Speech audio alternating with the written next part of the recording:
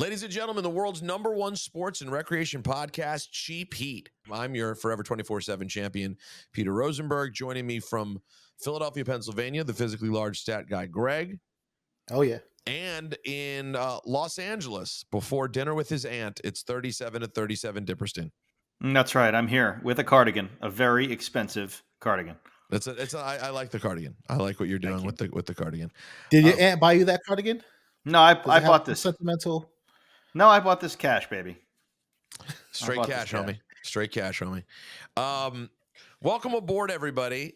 Without a lot of fanfare, we're going to jump into a SummerSlam preview episode because we gave you earlier today the Sami Zayn interview, which had been Patreon only, and we wanted to hit everybody off also with a preview episode. It's a wacky week. And also, guys, if you're available, I'm hoping if we can figure it out, maybe on Sunday for our patrons, we will give them a Patreon only SummerSlam recap. What are your thoughts?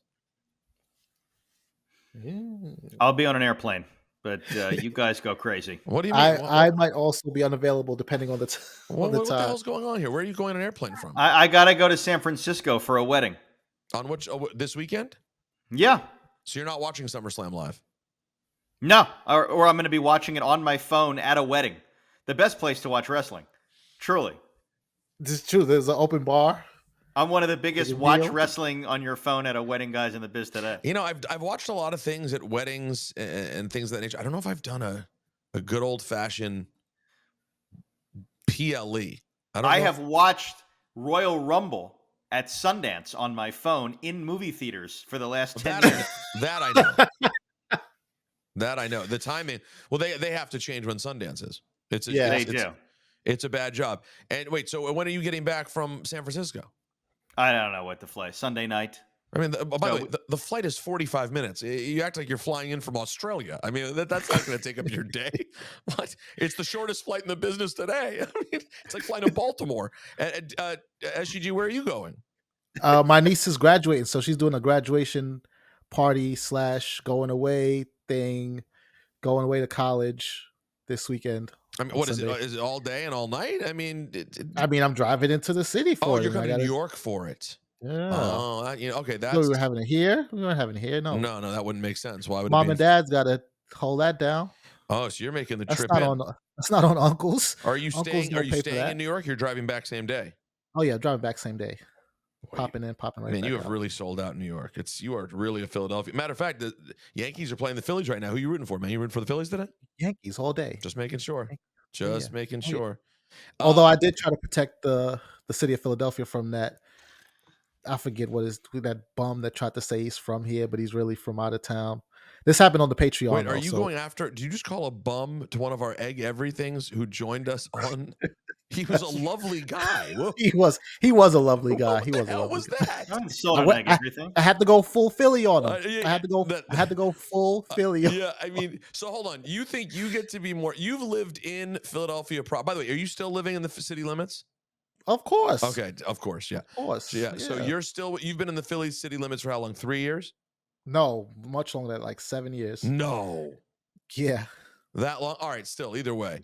You think that because you're city limits, Greg, for 7 years, you get to dump on someone who's outside the city limits, but for life? I do. I do. No, that is crazy. That's the equivalent. Also, I don't, but I do. Yeah, no, you don't, because you know perfectly well if someone moved here from Wisconsin to New York, and there was someone who lived like just north of the city in Westchester, but they spent their whole life in New York, and then someone showed up from Madison and was like, "Nah, I'm a New Yorker now." Come on, stop. This is insanity. Also, those are the worst kind of people, by the way. Exactly. And look at you playing a heel. No, the people who do it in Philly are not that bad. The people who do it in New York, no, that's are special. The worst kinds of people. Yeah. By the way, there was an article I wanted to read today that I have to say was I didn't have the subscription, so I was not able to read it. Don't worry, we're gonna get into the wrestling right here. I wasn't able to read it because I don't have a subscription to this website that Ballard had sent me the link to. It was in I forget what the magazine was. Yeah, good. We're not going to plug them. Yeah, they blocked you. They Oh, here it they is. didn't even. No, it was in Man, I almost had to pay for it. It's from The Bulwark. You know what that is?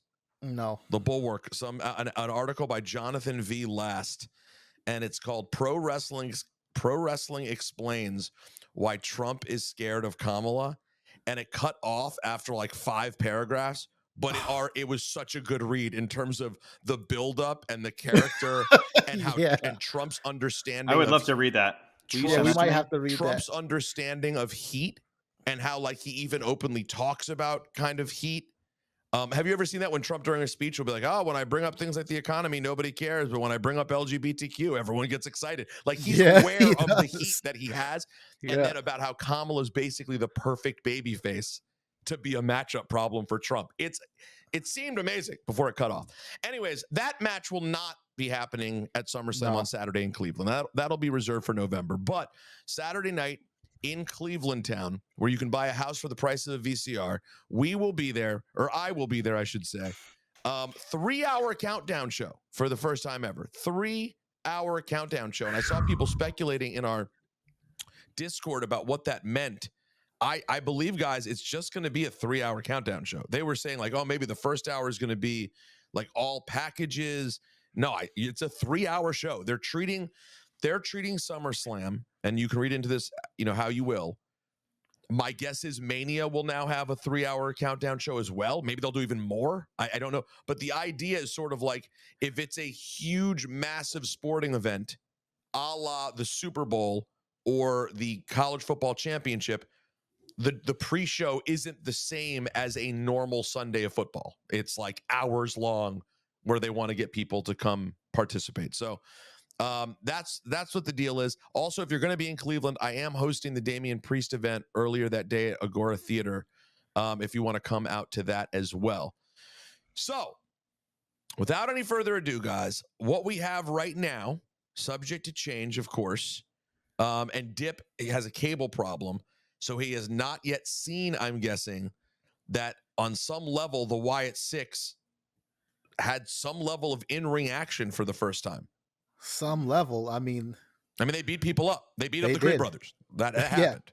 No slouches either. The Creed brothers are serious. Just the weekend before, the Creed brothers participated at a GCW show, Bloodsport, the closest thing to an MMA fight that you're going to get out of pro wrestling, and they dominated at GCW Bloodsport. Can we see that? Is there a way to see that? I think you'd have to pay for it somewhere. I gotta tell you, I do like the idea of pushing the Creed brothers. I don't know if they're good news because it's happening. Yeah, I mean, I'm convinced that they are like an interesting tag team that should be meaningful on television, but I just cannot get over the fact that they're just a foil for the Wyatt Six. I don't know why they are the feud. I don't know what this is. Well, listen, I obviously I said the same thing last week. It does appear, though, that we're going to see the hope. I'm assuming is that what you're seeing in the Creed brothers is right, and this story is going to help turn them into that thing. This should be all about the Wyatt Six. What you just want to see them dominating people. You don't want to see anyone fighting back. Although I want how to many see people, them, but not the Creed brothers. Not the Creed brothers. I want to see them in an important feud. It just doesn't feel important enough.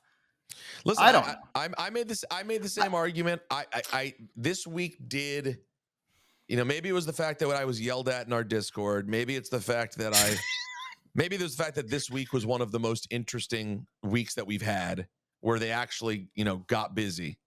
And which, unfortunate for the Dip, it's the week he didn't see. Yeah, and they were unmasked. They unmasked.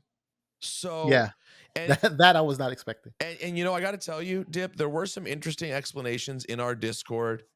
People who go really deep in terms of what they have seen from the Wyatt Six, about how basically you and I are not seeing the Wyatt Six correctly, and our seeing them as sort of these mythical characters. Like, it's actually quite the opposite. They're not that. They're very human.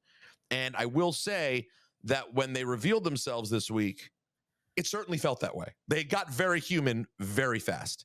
And can I say, too, Dip says he doesn't want the Creed brothers and Chad Gable involved in this. I think this is probably next to Alpha Academy, the best thing to happen to Chad Gable, because he's getting to show more of his personality. After they unmask, the first thing he does is he runs off. He goes straight to Adam Pearce, and he's stooges. He's like, I figured out who the other members of the Wyatt Six are. It's Dexter Lumis, Joe Gacy, and Eric Rowan. And Pearce is like, I know. I signed them. And this is your problem. That's so what he you're gonna have to did? deal with it. Yeah. Oh, You should see it before you bury it. I'm gonna see it. You should. You should. I'll see watch it. I'll watch it tomorrow or something. When you think about it from a different standpoint, I see the argument. I do think, listen, it'll be interesting to see how Uncle Howdy plays out more over time, but I think it's very clear they're going to make them very human. And Bo Dallas is going to be the character, and Uncle Howdy is going to be it's going to be, I think, very Finn Balor Fiend. I think that's what we're going to be getting, more so than Bray Wyatt Fiend. It's going to be Finn Balor Demon. Balor Demon. It's going to be more Finn Balor Demon than Bray Wyatt Fiend. That's what I'm sensing from Bo Dallas / Uncle Howdy. Right. Anyways, that doesn't matter. It's as of now not on the card. So, will they appear at SummerSlam? We'll see. Let's go through things in order of what I believe would be mageness. We'll start with what I think is not mage, but least mage so far, and that would be Bayley defending against Nia Jax. We talked about it last week. This is almost even in Vegas, so people could see it going either way. Could this be the time that we finally see, for the first time in a long time, Nia Jax sort of get to the top of the mountain in a real way? No. I would like to see it, but I don't think that's going to be the case. And they have some history. I don't think Nia's ever beat Bayley for a championship. So this would be the good time to usurp expectations and then put it on her as the queen. But I think they're more setting the table for Tiffany Stratton and that briefcase, which, I mean, she needs a new briefcase. She needs something more glamorous, more fitting her character than just a briefcase has pink and green tape on it. She needs a better looking briefcase. But I think they're setting the table for Tiffany Stratton cashing, and I think that she's going to end up cashing on Bayley, which means that Bayley gets past Nia Jax. I agree. I 1000% agree with everything that was just said. This is the first time in my life, in the 10 years-ish we've known each other, Greg, 7 years, that I've ever completely agreed with everything you said. Wow. History making episode of This is a historical moment. Yeah. You don't get this every day. No. It's Greggy time. That's right. And I believe this is happening on the anniversary of the Mega Powers coming together and shaking hands. This is bigger is bigger than the Mega Powers. This is a moment in time. Wow. How many does Nia have? One championship reign? She has several. I remember she won. I believe she beat Alexa Bliss for the Raw Women's Championship. Here we go. Championships and accomplishment. Raw 1 time. SmackDown 2 times. SmackDown tag team. Sorry. Oh. She's Raw Women's Champion only 1 time. She's the Women's Tag Team Champion 2 times. So this is going for her 2nd World Championship. But that's several championships, though. She still had the 2 tag team. That's still several. Still, that one way. That was your question. Does she have any championships? She got 3. I meant singles World Championships, but I don't know. I'm kind of thinking maybe Nia gets it, but we shall see. All right, moving on in order of mageness as I see fit. I will say the next most mage match will be Logan Paul and LA Knight for the US Championship. I've been having fun with the build to this, and I think they're going to do more on SmackDown. It'll be interesting to see, does Cleveland still boo Logan Paul out of the building? They sort of made a point last week on TV to be like, how's he going to be received in Cleveland? We don't know. Mm-hmm. He said he's Cleveland's favorite son or something like that. He said but he knows very well that he generally gets booed. He's been in Cleveland before and been booed out of the building. Well, I think this is an LA Knight win. It is an LA Knight win also. I see LA Knight taking the championship. I can't believe I'm saying that. It makes me nauseous to say these words, but I think it's time for LA Knight to either put up or shut up. You know what I'm saying? Well, that is an interesting So that is an interesting point in that I was saying, isn't it kind of a good spot for Logan Paul to get a win? But to your point, man, Dip can say whatever he wants about LA Knight. I've been in person. That dude, let me tell you, he's ove like Rove still to this day. He needs to win this match, because if he loses, it's like, where do you go from there with LA Knight? He's losing to Logan Paul. Even though Logan Paul's the champion, it doesn't matter. He needs this. Look, he might be over like Rove, but he's in the mid card where we said he would be a year and a half ago or so. So it's either I think if you're being honest with yourself, Dip, LA Knight is doing better right now in late July 2024 than you expected. I believe he's a bigger player, more over with the crowd than you expected. What are your teas? I think you're probably absolutely correct. Dip's gonna deny. Oh, he didn't deny it. I'm not denying. I'm just I don't know. It's spiceless. I wish he would have joined the Wyatt 6. I need a gimmick change from this guy. How would you have felt about the Wyatt 6 going after LA Knight? Would he have been up to par enough? Would he have been bigger to you than Chad Gable? No. Yes, he's bigger than Chad Gable. How about if they go after Logan Paul? No. So Jey He Uso. said his name. How about Jey Uso? No, I think they should have went after a stable. I think they should have went after the Bloodline. The Judgment Day's right there, and they might Judgment Day. Judgment Day. By the way, that's the move. It should have been a Judgment Day situation. Well, yeah. Finn Balor doesn't really have a story right now, other than he's tag champions with JD McDonough, and he's like the guy that makes sure, Dominic doesn't shtup Liv Morgan. No, I'm curious to what SUG says. He's the cock blocker. He's the anti-shtupper. Yeah, no, he's the cock blocker. Finn Balor's job now is he's the demon or the cock blocker. But I think when you look around at the Judgment Day story, you have Priest in his title situation, although at times, and now that's a story, at least with Gunther. That's at least been something that has gained a little bit of steam. And then you have Dominic, who's all about Liv and Rhea. The Carlito thing is very random. JD and Finn have been like in and out of the title picture, whatever. I don't know that. I think Dip is correct that the Judgment Day has generally, even though they're involved in a lot, as a faction, they're rudderless right now. Like, they have the clubhouse and they have Livs there, and they're tying things in to bring them together.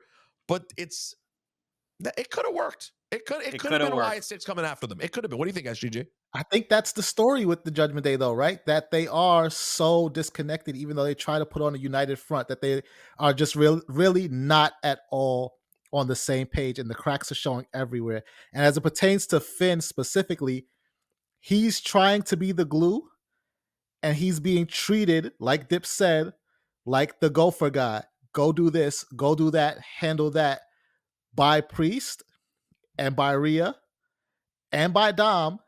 And eventually that is going to blow up in their faces, because you see more and more week after week, he's getting more and more pissed off and fed up about it. Even with the Gunther thing, right? He said, Gunther didn't just disrespect you. He disrespected all of us. And the Priest was like, well, if you feel that way, then you go handle it. And him handling it was getting put to sleep with no help from any members of the Judgment Day. Not Priest, not JD, his current tag team champion partner, not Dom, not even Carlito, who's trying to prove himself. So I think Finn is going to be more and more fed up with his position in the Judgment Day, because the group everybody's more focused on their own selfish pursuits. SGG just essentially, though, kayfabe something. Like, he's like, it's true. That's what they presenting us on the screen. No, I know, but you're almost like the kayfabe whisperer in that, like, I'm just like, what is going on? There's no story. And you're like, no. The story is that there's no story.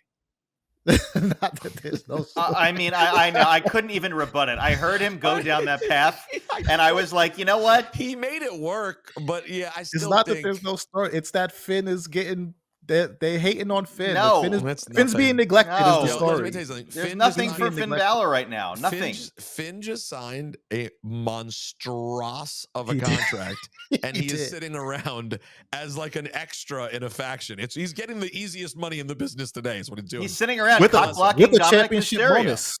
With a championship bonus too. He got the Yeah, tag I don't title. think that's a real thing, but if we're It's back a real in thing. kayfabe Come on. world, it's It's definitely a real thing. It's a real thing. All right, let's move on to the next match on the card in terms of mageness, and I will say, I'm gonna go. I'm sorry, I don't want to be accused of being a sexist, but I'm having the next women's match here: Liv Morgan, champion, versus Rhea Ripley, and the only reason I wouldn't rank it higher is because I still feel like, guys, as much as I have loved the Liv story and where her character is, I still, in a wrestling match, don't believe she has a chance against Rhea Ripley. And I know how this match is going to end. I'm looking forward to it. It's going to be fun. But on account of the fact that we all know how it's going, I have it this place in the card. Is it that Dominic is going to help her win? Yes. Yeah. Good night and good luck. And by her, we mean Liv Morgan. Liv. Pronouns, of pal. course. He's going to help her retain the championship. Yes, this will be the end of Dom and Rhea. That's why Liv has been going so over the top. And I liked how they went like really blatantly over the top on yesterday's episode of Raw. She's burning all of Dom's stuff and looking like a Yeah. psychopath. I like it. They're setting you up to say, they're winking to you going, they're obviously together here. And Rhea's the one being played as a fool right now. And in your defense, too, I mean, when you look at the rest of this card, it's stacked. The other matches that you're leaving off have so much heat. No, in the words of my co-host Don LaGreca, who are you taking out? When I get to the next matches, you'll say, yeah, you can't have had something ahead of these matches. In any other month, in the run up to any other pay-per-view, Liv and Rhea is a top 3 feud. But when we get to this next set of matches, it's no disrespect. It's just no disrespect. No disrespect. All right. So next, then I would put. This is interesting. I guess I'll put on principle Damian Priest and Gunther for the World Heavyweight Championship. I thought we were all on the same page, though. Did you guys change your mind? I'm locked in on it being Gunther here. I'm rolling with the street trash, man. I'm going with Damian Priest. I am too. Oh, that's what it is. Okay, yeah. So you guys did both somehow. So you think at this point they're going to find a way? Like, how do you do this? Because Damian Priest is clearly becoming a babyface in front of our very eyes. He's up against a monster heel who is set to kick the ish out of him. Yeah. Why? Who kicks the shit out of everybody, too, by the way. I don't see why and how we get a win out of Damian Priest. I know it's hard to conceive of this win. It is, because you're wrong. Because you're both wrong. I mean, Nate, the championship. I hope he does. I hope he wins. I don't know why you went full Trump on that, but yeah, we love Gunther. Great Gunther. He's very, very, very European. Very contrary to popular belief, I don't watch to be right or wrong. I watch to be sucked in, to have something to emotionally attach to, and to be entertained. Oh, sure. And for whatever reason, reasons I cannot explain, and Dip is probably experiencing this too, even though he's groaning, Damian Priest has given me something to believe in. Damian Priest has given me something to attach onto. And so at this point in time, with my kayfabe heart, I'm going with Damian Priest. I'm going to go with him too still.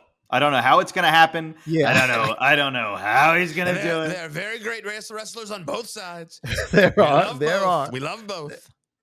I saw it. No. I can't see how he does this whole thing was set up to do two things: to make Damian Priest a sympathetic good guy that we're going to root for.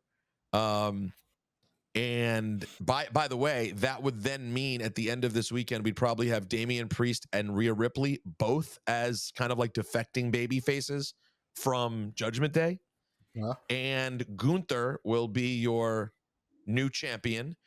As I've said before, and I stand by it, the King of the Ring, it was too small for where Gunther was at, and it's time to keep that train moving. And to me, and Bash honestly, at Berlin, and Bash at Berlin is next. And I hope Berlin keeping the is train next. moving. Bash at Berlin is next. All the That's a good signs point. to as to long Yuji, as right. he's wearing a black T-shirt when he wins, everything will be good to go. Oh, well, he was on Monday, fresh out of the whip. The episode that's of right. Raw, it was like they had you in mind. The first 5 minutes, nothing but luggage and black T-shirts. That is all you got. All right, so we'll see how that plays out. Moving along. The second to most mage match. I think we're all on the same page. Cody Rhodes and Solo Sikoa for the undisputed championship. And I'm going to disagree with SGG. I don't know where Dip is at on this. Before you get into this, go ahead. I have to put a pin in this. I'm sorry, guys. I don't usually do this, but we're going in order of most mage. And I do believe, did we skip Sami Zayn and Braun Breaker? Did. I apologize. We did. I apologize. I 100. Thank you. I'm glad you so did. I'm if that was the most mage above one, no, these next it was two not. matches, It was then not. I'll give it to you, but Sami Braun was meant to be either right before or right after Damian and Gunther, and obviously Priest and Gunther's bigger because of the world title. But SGG, I'm fine with keeping this order and saying that the next match. I'm fine saying that Sami and Braun is one level more mage because they have show stealer potential. And Braun could be a made man when we get out of that match. Yeah. A lot's going to happen at SummerSlam. Let's just say it. There's going to be Gunthing and breakering and breakering. It's 100% true. 1,000%. Now, Braun Breaker needs to win the IC title. It's time. By the way, I'm telling you right now, if Sami Zayn walks out with that title, it'll be the exact same feeling I had after like the 7th pay-per-view where I was waiting for Montez and Angelo to break up, and like the match would end and they'd be sitting there looking at each other, and then one would turn around and I'm like, here we go. And then like it would fade to black and they'd walk up the ramp and I'm like, what the hell is going on? That's how I will feel. Cause like, listen, we had Sami. I don't know if you heard it. He was wonderful on our show this week. And for some reason, you're like, I don't like interviews. Listen to the Sami interview. It's such a nerdy, great wrestling interview. He needs the title like a fish needs a bicycle. He just doesn't need it. It's Sami Zayn. He'll have the IC again. He's Sami Zayn, man. He's a made guy. And Braun Breaker getting that title and kind of like, look what it just did for Gunther and what Gunther did for it. Put it again on the next mage guy. Braun Breaker time. I think he needs to squash him. I said this last week. I think I liked it. A squash match is in order here. That'd be mage. Based on, I hate to keep doing this to you, but based on what happened last night, I don't think we're going to get a squash match. Although didn't they sort of indicate, SGG, that maybe he could be like distracted because of his comedy show on Friday night? They did. He said though, he said, listen, I had a comedy show the last time and I beat him again. This time I know he's not going to underestimate me. Sami Zayn had that spear scouted. He hit him with a haluva kick to reverse the spear. So I think we're going to be in for a match that's very different from their last match, still highly competitive. And then I hate to do this to my man Sami, but I do think Braun Breaker is going to walk away with the championship in a match that's probably going to steal the show, just in terms of where expectations are. So you're versus expecting where they a end real up. humdinger of a match. Oh yeah. No squash job. No. All right. So then, moving along, Cody and Solo. I'm SGG. I don't know if this excites you. I don't know if you just want to stretch it out. I think it's happening. I think so too. I think Roman's back, baby. I think Roman is back. It's SummerSlam. You're not waiting. You're not waiting till Germany. You're not waiting till Bad Blood in Atlanta. You're not waiting till Survivor Series. He's been off now. And of course, since WrestleMania. It's since WrestleMania. And of course, we know he had to bury his father and he's been through a lot. But we've also seen him around. To me, I feel like he's ready. You had all of May, all of June, all of July. This is over 3 months. This is a nice, long layoff. I think it's going to be epic. And also, doesn't he have to come back in a stadium at this point? Yeah, I was just gonna say. I think about when when he was in his tribal chief run, he beat Cena in the stadium, and then Brock comes back, and like I feel like there was nothing you could do. You can't replicate that in an arena. So the sound of his music hitting in the stadium and him coming out and that pop, we need that. It can't happen on a SmackDown. It can't happen I mean, in it a used to be arena. that it would only be WrestleMania, but now that you have a few stadium shows a year, it feels like Roman returning is a stadium. Yeah, we need that. Roman is returning. I hope that they set up. I hope The Rock comes back at SummerSlam. Bro, no way. You're wild. I don't know why, but you're wild. I want Undertaker. I want Stone Cold. Everybody. We're gonna get. You want the main event repeated. I do. So I think we're gonna get. I think there are gonna be a couple of moments, and it'll be interesting to see if they try to swerve us, because I would say when on the surface, this feels like we are going to get a couple of really predictable and awesome things. Yeah. Like Roman is coming back, and he's going to cost Solo. You're going to have that moment where I don't think Cody and Roman shake hands or anything. I think it's more Cody looking at Roman like, what the hell, bruh? But I'll take it. It was 1,000%. Right? This is the most predictable SummerSlam of all time. I know, and guess what? And it's going to be amazing. Give us exactly what we want. It will be good. It will be good. Now, it'll be interesting to see if they pull one real surprise, though, out of all of this stuff. And we'll see. So that leaves, guys, the most mage match of the night. I got to tell you, I'm in love with CM Punk and Drew McIntyre at this moment. And the icing on the cake for me, what a beautiful use of Seth Rollins as special guest referee. This feels so old school, man. This feels so 90s. I love it. It's great. It's great. I'm thrilled about it, too. I do think that CM Punk wins this match. What are your teas? I think that by the way, it's not going to close the show. I think Roman Reigns coming back closes the show. Yeah, I think it has to. Yeah. I think this is going to be. We said last week that they're going to sort of let CM Punk, have an off night, sort of physically in the ring, which I think will happen. But I do think there's going to be a lot of false finishes. I think it's going to be a brutal, maybe bloody, even just sort of crazy match. But I don't think you're going to see many high spots. But I think this could be match of the night, regardless. Yeah, I think it's going to be awesome. I'm stoked about it. I think Punk wins too. Yeah, he wins. What's the? You got to give the audience what they want on that one. Yeah, it's Punk's first match. It's been, guys. I looked since it up. Royal Rumble. By the time he gets in the ring, it will be over 250 days since he debuted. It's his first match. After all this time, why would you have the heel Drew McIntyre? Drew didn't win at Clash of the Castle. He's going to win in Cleveland? No. Why you do it is because when Punk came back, the match that everybody penciled in, top of the list of Punk versus anybody we could have, was Punk versus Seth Rollins. That's right. And I just don't think that Seth, counting to 3 for Punk, is going to be the best use of Seth Rollins here. Good point. You think about all these special referee matches that of past, right? I'm going all the way back to SummerSlam 97. Shawn Michaels was in the exact same position as Seth Rollins is right now. He hated The Undertaker. He hated CM Punk. He hated Bret Hart, He tried his best to call it down the middle, but at the end of the day, he ended up having to count the 3 for the heel. I think Seth Rollins is going to do the same thing. He's going to try his best to call it down the middle, but when it's all said and done, he's going to count that 3 on CM Punk. Drew McIntyre is going to win. And then at Bad Blood, we're going to get Punk and Seth Rollins.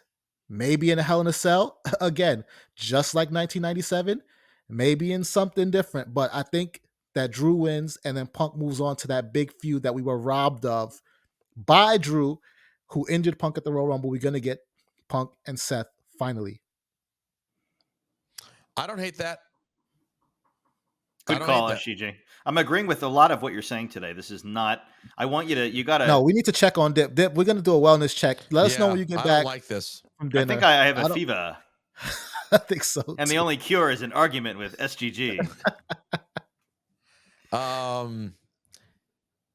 Something is very wrong. There's something going on. I gotta go. Listen, I think people, relative. I think people are so shocked that they just got 35 minutes of pure wrestling talk. They won't even know what to do.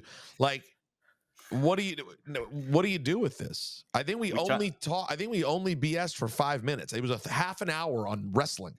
How about them bagels? I have nothing to say on We glasses love right now. bagels. We love bagels. So good. Is this our version? Pumpernickel. That's how you say pumpernickel. Is that our version of the luggage walk? The bagel talk? The luggage walk? Ooh, No. luggage walk and bagel talk is a good. Dip is not feeling that. No. And we're back. Luggage. Dip, The bagel talk's actually entertaining to most people. The luggage is just egregious and insane. All right, I'm signing out here. All right. So long. So listen, if Dip and SGG both leave me high and dry on Sunday, then myself and maybe Emilio's, Emilio's, you think you'll be around? Emilio's, do you think you could be on Sunday to do a recap of SummerSlams? Absolutely. I'll even put my camera on. Well, okay, well, calm down. Well, you know what? You should, considering I gave you a great camera. And generally when I see you on camera in your house, now you put up beautiful content. Emilio, what is your YouTube channel for those looking? The Emilio Sparks. The content that I've shot, I've used the camera you gave me. Okay, so when you go on the Emilio Sparks, you'll see some awesome content, some really interesting, cool wrestling, yoga, gym content. An awesome piece with Swerve Strickland and Jim Jones a couple weeks ago. So go follow the Emilio Sparks on YouTube. But the reason it was imperative I give him a camera, SGG, was I was at a certain point, he's posting like videos talking about wrestling. He looked like Billy June from One Ep. It looked like he was being held captive. And I said, my guy can't look like this. Not at all. No. Not with that luscious head of hair. Like a clean lineup. Come on. The beard. No. No. You can't be looking like that. So that face needs to be projected into everybody's screen in 4K. So we'll have at least Emilio, if not also Dip, and maybe I'll grab a special guest from somewhere to jump on with us on Sunday for the patrons. So that's patreon.com/StayMage. And you should know right now, if for some reason you're not a patron, Dip and I did a watch along. SGG, you missed a good one. Monday Night Mage, that May 93 episode, Razor versus 1-2-3 Kid. Oh, the upset. Oh, it was a great, and SGG, what a sneaky. That card we realized also had an HBK Marty Jannetty match, and, right in the heart of the feud when he turned, and a Yokozuna Kamala match. I mean, it was a lot happening, bro. I don't think I know about the Yokozuna Kamala match. Listen, but when it came on, I was like, well, this is Mage, Yoko, and Kamala. So yeah, listen, we're not trying to tell you what to do, but we are. I do think, I must say, I've done Patreons before where I'm not super serving, and then I've super served. I think we're super serving the patrons right now. Patreon.com/StayMage, having a good time over there. And of course, we'll get the Egg Everything's in on our next watch along in a couple weeks. But I hope you watch the 9 hours of me on the countdown this weekend. And SGG, I enjoy your cousin's event and stay Mage. And take it easy, man.